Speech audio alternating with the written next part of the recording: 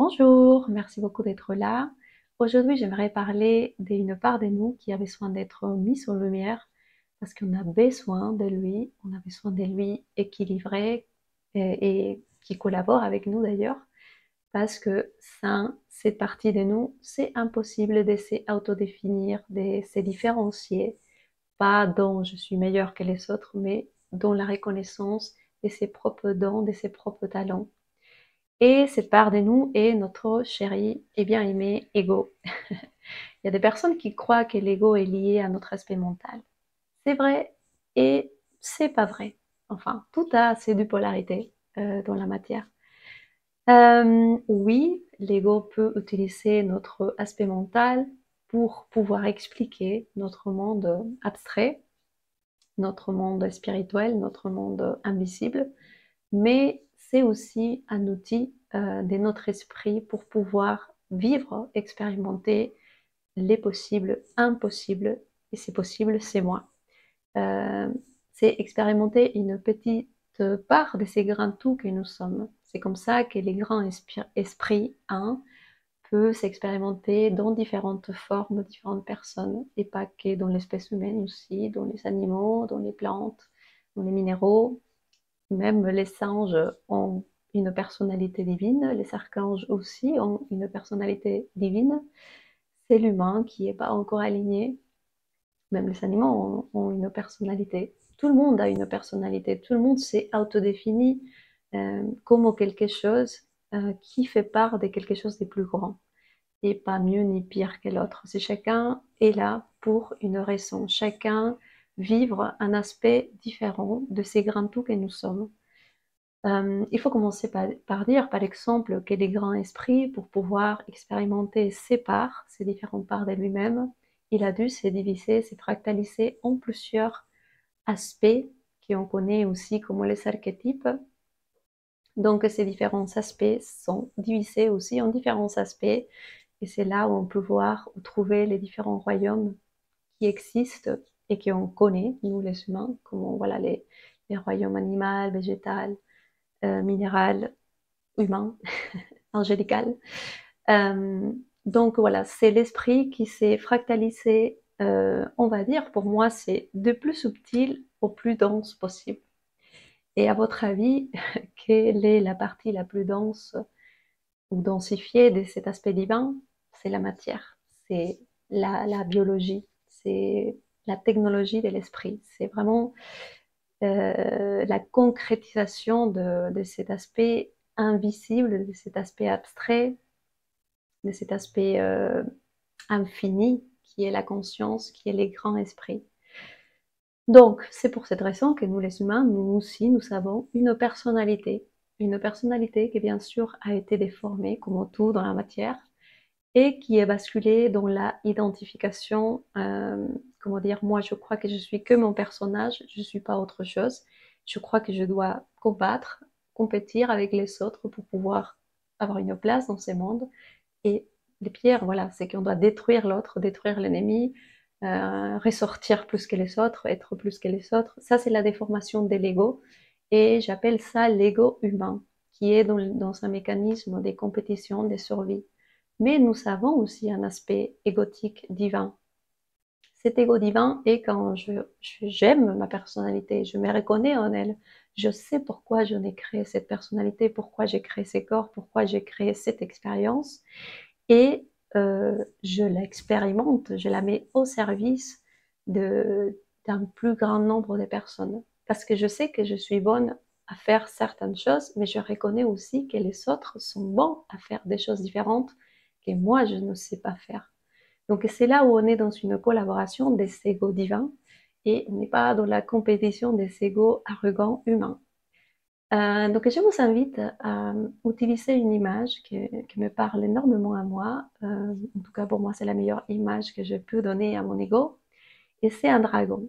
Un dragon qui, quand on est il est dans l'inconscience, il va, il va réagir tout simplement pour me protéger, pour me défendre, voilà, pour me protéger, tout simplement. Parce que tant que je suis dans l'inconscience, je suis dans la irresponsabilité, je suis dans la immaturité, je suis dans la délégation de mon pouvoir, je suis comme un enfant en fait. Et ce dragon, il est là juste pour me protéger, pour me défendre de ces mondes extérieurs qui peut être très très violent avec nous. Si vous êtes un de ces âmes qui a traversé les chemins durs de l'incarnation, à travers une famille violente, des agressions sexuelles, des agressions physiques, des agressions psychologiques, votre dragon, il est énorme. Mais après, je dis, c'est ce qui est génial, c'est que plus tu as expérimenté l'obscurité, plus de lumière tu as à amener dans ces mondes. Donc voilà, prenez conscience de cet ego, de ces dragons que vous savez en vous, donnez-lui une forme, essayez de la regarder, d'observer, contempler. Il faut se dissocier pour pouvoir observer mieux nos propres aspects intérieurs. C'est la meilleure façon de pouvoir observer, contempler, avoir un regard de neutre par rapport à nous, notre traversée dans la matière, tout ce que nous sommes. Il faut toujours sortir et s'observer. Donc observez, projetez cet ego à l'extérieur de vous, observez tous les chemins parcourus par votre partie égotique en fait, les blessures, les douleurs, les souffrances, voilà, tout ce qu'il a peu accepté comme une condition de vie naturelle, normale, amoureuse, quand ce n'est pas vrai. Donc une fois que vous savez identifier cet ego, de quoi il est fait, quelles sont ses réactions, quelles sont ses réponses au monde, il est dans l'excès de vouloir compétir, écraser les autres pour exister, ou il est dans l'excès de non-exister pour pas être vu, reconnu, et il se cache en fait, il fait rien, il se laisse faire par tout le monde. Donc on doit d'abord commencer par prendre conscience où on est. Si on veut vraiment faire ce travail, il faut faire ce geste humble en fait de dire ok, je ne sais pas encore maîtriser, j'ai aucune conscience, je ne sais pas comment faire, mais petit à petit, pas à pas, grâce à la conscience et à l'observation, on peut commencer à visualiser et avoir moins mal à chaque fois qu'on observe notre ego, quand il est blessé, quand il est dans la défensive, quand il veut détruire les autres. C'est tout simplement observer, observer et prendre, grâce à l'observation, prendre une nouvelle décision par rapport à ses réactions inconscientes. Donc moi, c'est ce que j'aime bien dire aux gens, c'est que quand on est dans l'excès d'un ego humain qui est encore dans ses mécanismes inconscients, cet ego, il est en face de nous. C'est lui qui interagit avec les autres. C'est lui qui va échanger avec les autres égos. Je ne suis pas vraiment dans ma lumière, je suis vraiment dans mon ego. Mon ego est en face.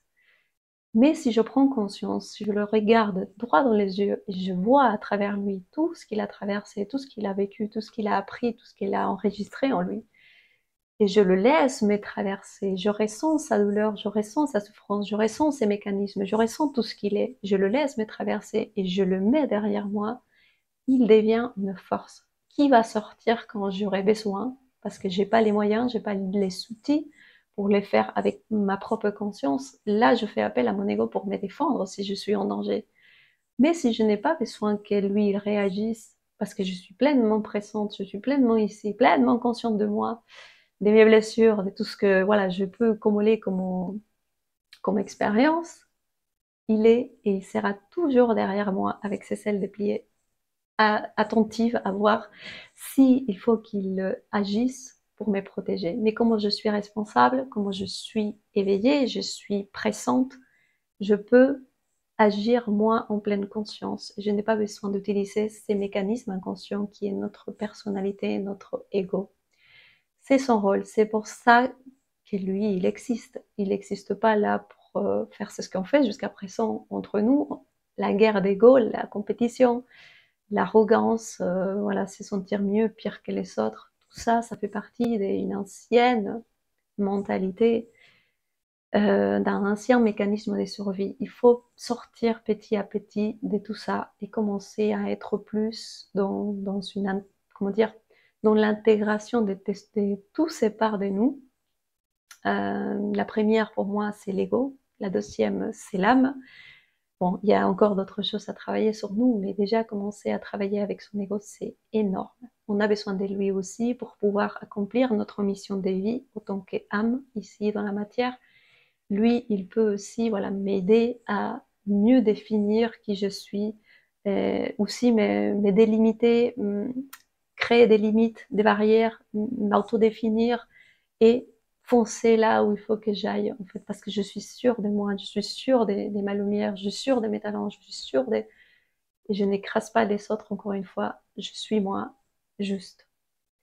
Donc, si ça vous dit, je vous invite à faire une petite méditation, une visualisation pour imaginer votre partie égotique, donner une forme à votre ego, faire un dessin, dessiner votre ego, dessinez-vous avec lui, euh, et commencez à prendre conscience de cette part de vous qui attend d'être mise en lumière, guérie aussi, et intégrée pour pouvoir continuer notre chemin d'évolution qui, voilà, va être beau si on intègre tous ces parts obscures de nous et on les met en lumière. Je souhaite que ces vidéos vous a servi. Je vous demande de la partager avec les personnes autour de vous. Et si vous avez des questions, si vous voulez partager quelque chose avec moi par rapport à votre ego, je suis là. J'aimerais bien commencer à créer un échange entre vous et moi. Donc n'hésitez pas à me laisser un commentaire, à partager, à m'écrire. Et à la prochaine. Merci.